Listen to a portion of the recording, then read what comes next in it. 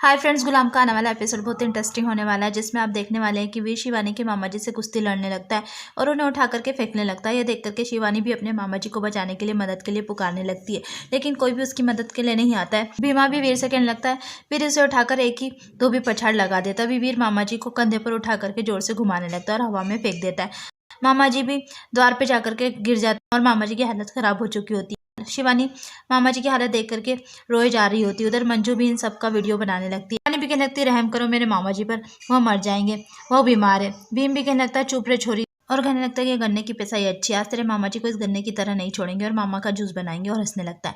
सभी शिवानी भी कहने लगती है, हम मामा जी की हालत नहीं देख सकते, हम यहाँ से कूद जाएंगे। ये सुनकर के वीर कहने लगता है, तुझे कूदना है ना तो कूद, मैं भी देखता हूँ तेरे में कितना दम है। बचपन में मैंने अपने पैरों पर खड़े होने से पहले दूसरों के पैर तोड़ना सीख लिया और तू मुझे धमकाने चली है, चल मैं भी देखता हूँ तुझमें कितना दम है। और फिर से मामा जी को उठा करके फेंकने लग जाता है। शिवानी मामा को देखती है और हवा में लटके खटिए से जंप लगा देती है और गिरने लगती है। तभी वहाँ पर रंगीला पहुंच जाता है और शिवानी को अपनी बाहों में पकड़ लेता है। शिवानी भी रंगीला को देखने लग जाती है। यह सब वीर को देख करके बहुत ही गुस्सा आ जाता है। यह वह जाकर के रंगीला को थप्पड़ मार देता है और पूछने लगता है कि मेरी परमिशन के बिना तू अखाड़े में आया कैसे। तभी रंगीला कहने लगता है, मालिक वो मंत्री साहब है ना, आए हैं और अखाड़े की तरफ आ रहे थे, पर मैंने उन्हें हाल में बिठा दिया। ये सुनकर के भीमा सोचने लगता है कि मंत्री हमारे दरवाजे तक कैसे आ गया। उधर शिवानी जाकर के मामा जी को संभालने लगती है और मामा जी से कहने लगती है, मामा जी आपको कुछ भी नहीं होगा। वीर वापस मामा जी के पास आकर के कहने लगता है, अभी कुश्ती पूरी नहीं हुई है, और शिवानी को पीछे धकेलते हुए मामा जी को उठा करके फिर से पटकने लगता है। तभी रंगीला आकर के कहने लगता है, नहीं मालिक छोड़ दीजिए, मंत्री जी के पास टाइम नहीं है, आपको अभी मेरे साथ चलना होगा। भीमा भी वीर को मामा जी को छोड़ने के लिए कह देता है और कहने लगता है, आधी जान तो उसकी कुश्ती से निकल गई और आधी का हारते हारते निकल जाएगी। ये सुनकर के वीर मामा जी को छोड़ करके चले जाता है। उसके बाद भीमा और वीर दोनों मंत्री को अपनी फैक्ट्री में बनी हुई नई गन दिखाने लगते हैं और कहने लगते हैं, यह अभी लेटेस्ट मॉडल है, हमारी फैक्ट्री का बना हुआ। भी पूछने लगता है, इस गन को मैं चलाऊंगा। वीर रंगीला से कहने लगता है, रंगीला तो एक काम कर, सामने आकर के खड़ा हो जाओ और मंत्री जी को गोली का निशाना बन जा। यह सुनकर के रंगीला भी मंत्री के सामने जाकर के खड़ा हो जाता है। मंत्री जी यह देख करके हैरान हो जाते हैं और कहने लगते हैं, यह बंदूक भरी हुई है और तुम लोगों ने रंगीला को 6 फीट की दूरी पर खड़ा कर दिया, अगर गलती से भी चल गई ना तो छितरे उड़ जाएंगे। वीर भी कहने लगता है, जब बंदूक हाथ में होना और भारी होना तो इधर उधर नहीं देखना चाहिए, सीधे चला देना चाहिए, आप तो चलाओ बंदूक।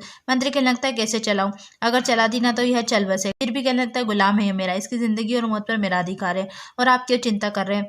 तभी पास में बैठा हुआ एसपी कहने लगता है, मैं इस एरिया का नया एसपी, मैं इस तरह से गन चलाने की परमिशन नहीं दे सकता।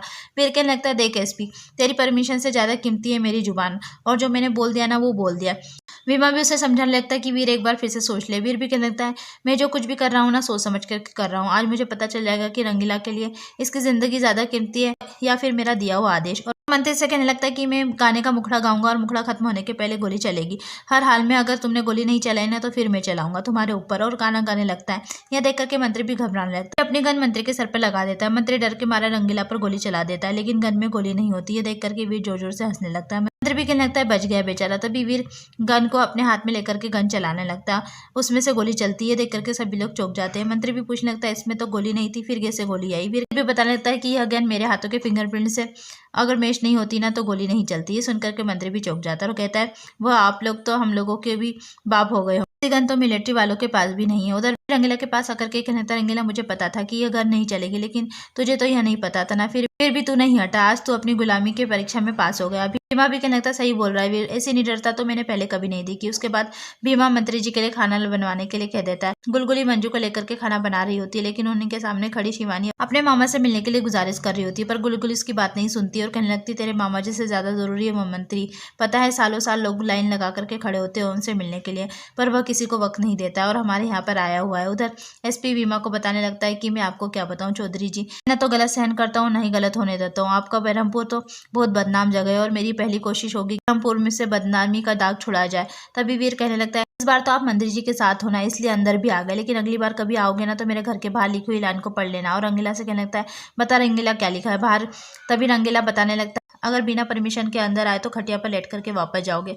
तभी वहां पर उन लोगों की बातचीत के बीच में शिवानी आ जाती है। शिवानी को देख करके भीमा और वीर गुस्सा होने लगते हैं और उसे अंदर जाने के लिए कहने लगते हैं। वह अंदर नहीं जा रही होती है। देख कर रंगीला मंत्री से कहने लगता है, हमारी मालकिन है वीर जी की धर्मपत्नी। तभी शिवानी कहने लगती है, मंत्री जी हमें आपसे बात करना है। तभी बात बिगड़ते देख करके रंगीला कहने लगता है, क्या मालकिन आपको नमक सब्जी में ज्यादा हो गया, उसी के बारे में बोलना है, कोई दिक्कत नहीं, हम कल दूसरा नमक ले आएंगे, यह नमक ही अच्छा नहीं है। लेकिन तभी एसपी शिवानी से कहने लगता है, आपको जो भी बोलना है ना बोलिए, बेझिझक बोलिए। शिवानी शिवानी कहने लगती है लोग हमें ज़बरदस्ती उठा करके ले आए, इन्होंने हमें धोखा दिया और ज़बरदस्ती अपनी पत्नी बना करके रखा है, इन्होंने हमारे मामा जी को भी बहुत मारा, आप हमें और हमारे मामा जी को आज़ाद करवा दीजिए यहाँ से। और हाथ जोड़ करके रोने लग जाते मंत्री और एसपी को शुरू से अभी तक की हुई सारी घटना बताने लगती है। सुनकर के वीर को गुस्सा आ जाता है, वह उसे कहने के लिए आगे बढ़ने लगता है, लेकिन एसपी उसे आवाज़ लगा करके रोक देता है और मंत्री जी से कहने लगता है मंत्री जी देख रहे हैं आप क्या हो रहा है घर में। मंत्री जी कहने लगता है यह सब देख रहा हूँ और समझ भी रहा हूँ, तुम एक काम करो एसपी तुम जाकर बेरहमपुर में चक्कर मार के आओ और जब तक मैं सारी चीज़ समझता हूँ। बीमा भी रंगीला से एसपी को वहाँ से ले जाने के लिए कहने लगता है और कहता है इनको अच्छे से कसिनो भी दिखा करके लाना है। सुनकर के एसपी चौंक जाता है। उसके बाद रंगीला एसपी को लेकर के कसिनो चला जाता है और बताने लगता है कि हमारे मालिक एक बार सिंगापुर गए, वहाँ उन्हें कसिनो बहुत पसंद आया तो उन्होंने यहाँ पर भी कसिनो बना दिया। एसपी पूछने लगता है इस कसिनो की परमिशन है। रंगीला कहने लगता है परमिशन तो पुलिस को लेना पड़ती है यहाँ पर आने से पहले, वह तो आप मंत्री के साथ आए थे ना तो आ गए। यहाँ पर पुलिस एक परफ्यूम की तरह जिसकी खुशबू तो आती लेकिन दिखाई नहीं देती है। एसपी तुम यह सब कानून वानून छोड़ो और बेरहमपुर के मजे लो, हम अभी आते। उधर शिवानी मंत्री जी से कह लगती है हमारी इन लोगों से कोई दुश्मनी नहीं है, बस हम हमारी आज़ादी चाहते हैं। तभी वहाँ पर एसपी भागा भागा आता है और कहने लगता है सर सब कुछ गैर कानूनी हो रहा है यहाँ पर। तभी रंगीला भी हंसते हुए आईपैड लेकर आता है और मंत्री जी को वीडियो दिखाने लगता है। मंत्री भी वो वीडियो देख करके हंसने लगता है। वीर एसपी से कहने लगता है देख इसकी घड़ी में टाइम देख ले, अगले 5 मिनट में तो यहाँ से अपने सर पर पैर रखते हुए भागते हुए नजर आएगा। तभी रंगीला एसपी को कसिनो का वीडियो दिखाने लगता है जिसमें एसपी कसिनो वाली लड़कियों के साथ होता है। यह देख करके एसपी परेशान होने लगता है। वीर एसपी से कहने लगता है देख तेरी मेरी कोई दुश्मनी नहीं है, तू मेरी पीठ खुजा मैं तेरी पीठ खुजा दूंगा। और शिवानी से कहने लगता है ओ बेबी डॉल अब तो क्या करेगी, अब तो है तेरी मदद करने से रहा। शिवानी भी एसपी की तरफ देखने लगती है और निराश होकर के सोचने लगती है। एपिसोड यहीं खत्म होता है। आगे की अपडेट के लिए हमारे चैनल को लाइक कीजिए, सब्सक्राइब कीजिए। Thank you.